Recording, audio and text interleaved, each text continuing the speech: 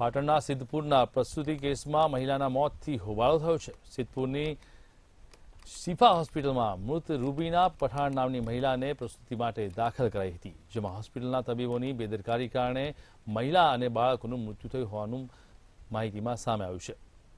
તબીબ પર આરોપ લગાવવામાં આવ્યો છે, જ્યાં સુધી તબીબ સાથે કાર્યવાહી નહીં કરાય ત્યાં સુધી મહિલાની લાશ લેવામાં નહીં આવે તેવું પરિવારે જાહેર કર્યું છે। મૃતક પરિવારના તબીબ દ્વારા પોલીસ સામે ફરિયાદ કરી અને સમગ્ર બાબતને લઈને હોબાળો કરવામાં આવી રહ્યો છે। બાળક શોર્ટ થઈ ગયું હતું પેટમાં। સવારેથી અમે એને દવાખાને લાયા, રાતે ચેકઅપ કરાયું, તેમને કીધું આવી જાઓ બરાબર। પછી સવારે અમે એમને હોસ્પિટલ મૂકી, સવારે આવશો તોય વાંધો નહીં। પછી સવારે અમે એમને લઈને આવ્યા, સવારે ડૉક્ટરે હાજરી જ નથી આપી, એમને એડમિટ કરી લીધા।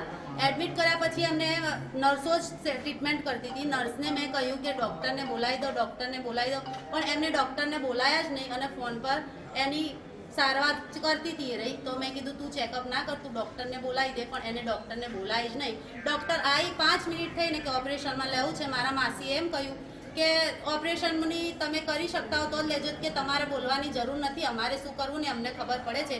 5 મિનિટમાં થઈને એમને અમારે મૃતકનું જીવ લઈ લીધું।